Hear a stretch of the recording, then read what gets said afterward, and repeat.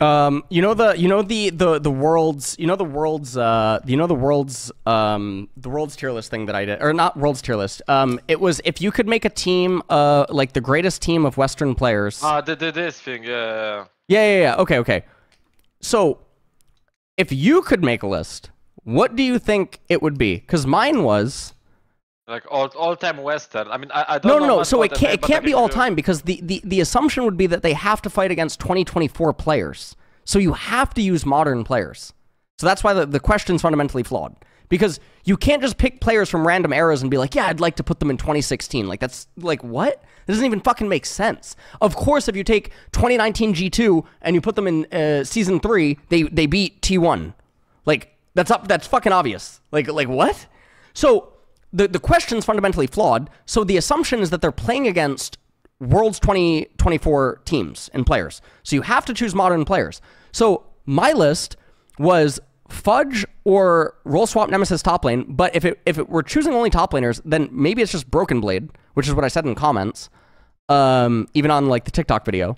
Then Inspired, Caps, Hans, and Mickey.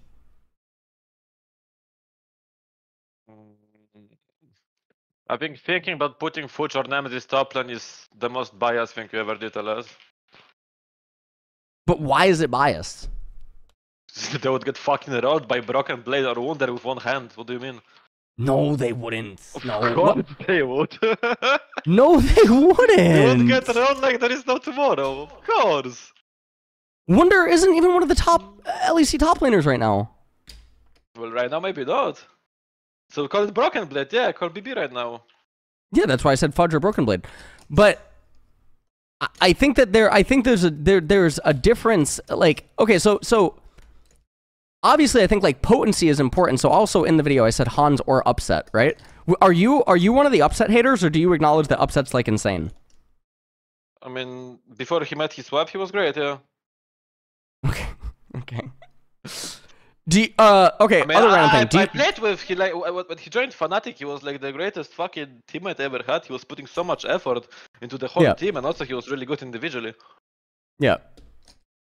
I think Upset is crazy good. Like, I think there's other things that go into players, and you can't just take their fucking results. Like, look at Maple in TSM, and as soon as he gets out of TSM, you know what I mean?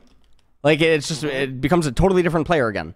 I mean, we've seen that. Look at fucking. But also, if I were to put Keen on a top tier list, which I did from 2018 to 2020 fucking 2023 whatever, I put him on a top list every single fucking time, and everyone called me fucking crazy for saying Keen was the best top laner in Korea, even though he was, because Keen was always finishing bottom 3 in LCK.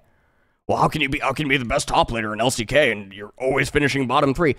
Well, you motherfuckers, can you open fucking ProView and look at his actual games and see what he's fucking doing? Because he's the Chovy of top lane for the last 6 fucking years.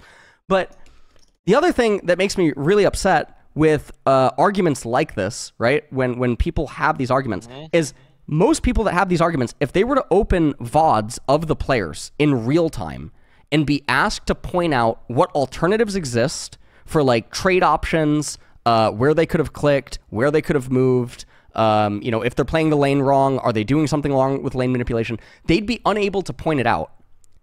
So why then do they think that on a macro scale, when they're unable to discern these really micro aspects of the game, do they think that they can make the discernments between elite level players without just having to cling to or rely on results? It's just totally nonsense. It's just so fundamentally flawed. Because obviously, the way that you can spot absolutely elite tier players before they're famous, which was my whole fucking pedigree over the last, like, decade, right? Like, spotting players way before they're fucking famous, is because of doing that, right? Understanding the minutia of the fundamentals and looking at pro views, looking at first-person views, and understanding, like, yes, this player isn't getting results. Yes, this player is losing all their games, but this player is better than this player. And the results don't matter for that. Like, it doesn't matter if they're losing every fucking game. They are just better. I mean, it's common that you always have, like, some bottom tier team and there is a player that's standing, which is just better than everyone else there, but is held back by the teammates, right? Sure, sure, sure. I mean, that happens. We know that. We know that happens. But anyways, who would your okay? Do you think Inspired's the best Western jungler All time or right now? right now? Right now, yeah. I mean, there's no one else. Okay, this is the other crazy thing because obviously, I mean, okay, so you have who? You have maybe you have I don't know. You have Elioya, you have Razork, I guess. you have Razor. No, I don't think Elioya. I don't think Elioya can play everything the way that Razork and Inspired can. I'm just saying those are the ones that are like high. No, right. Those are the ones that obviously stand out. But so obviously, I talk to Razork pretty often, right, on and off. Like whenever like he asks about like champions or like stuff inside of the game or like whatever, right? I'm not gonna ask him this question, but I'm pretty sure if I asked him if he thought Inspired was better, I actually think he'd say yes.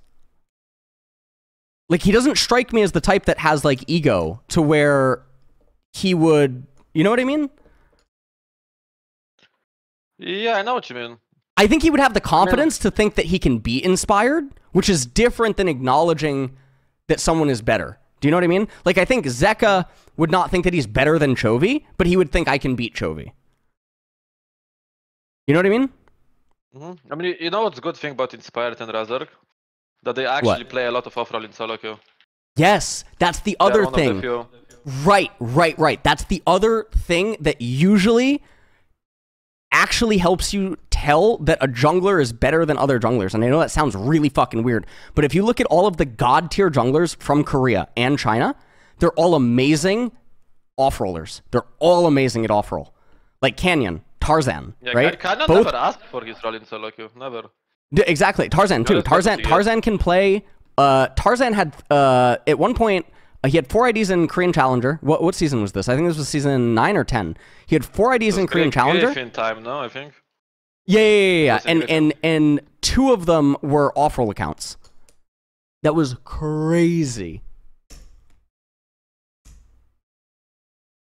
I mean, Tarzan's insane. I mean, you're also exceptional at off-roll, right? And obviously, like, historically, regardless of what people might think about you now, or like what even you think about yourself right now, everyone knows that you were exceptional at off-roll. Like, you could play mid, you could play top, you could play ADC better than a lot of other players, which is like, there's that, right? And obviously, it's attributed to mechanics and overall game knowledge. I mean, I always have these times when I feel like playing some specific champion on offer, I just spam it, you know? It's fun to me. No, it's just crazy, the vitriol that I got for that list. But like, put players where they were at their peak. Well, no, so I said peak performance fudge, and people are conflating peak performance with prime, but peak performance does not mean prime. You can be in your peak performance at any age or any time period, but that's not your prime. If you're in peak performance at age 47, it doesn't mean that you're nearly as good as your prime as when you're 30 years old or something, right?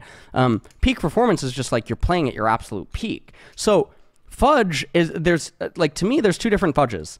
There is fudge, eat, breathing, and sleeping League of Legends, like a total fucking, like vampire, like, you know what I mean? Like, talking to Vigar V2, talking to me, talking to Max Waldo, constantly looking at fucking videos, watching VOD reviews, constantly doing, like, 1v1s, constantly theory crafting about, like, the game and whatever. And then there's 2023 fudge, which is going out, partying, weight loss, gym, buying new clothes, you know what I mean? Vaping, like, there's 2 different fudges. You know, not what's in my life, even when I was like SK fanatic, blah blah, Vital 80 times. I don't think I ever rewatched my own game by myself. Interesting. Because I always knew already during the game where I made the mistake, right? Like, obviously I did review with a team and stuff, but like individually I always knew where I made the mistake. And if I was truly interested about some like time in the game, then I would check it, but I'd like never watch the game from minute 0 to the end. But it's kind of like, if you are good, you know where you made a mistake, like on the fly. Yeah. Or you also see where somebody make like a very crucial mistake.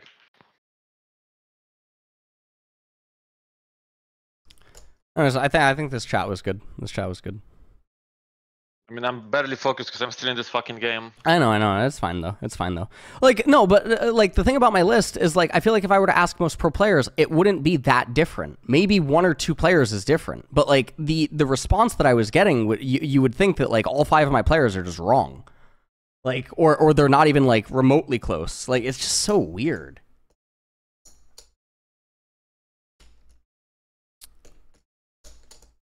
Really strange. Really strange.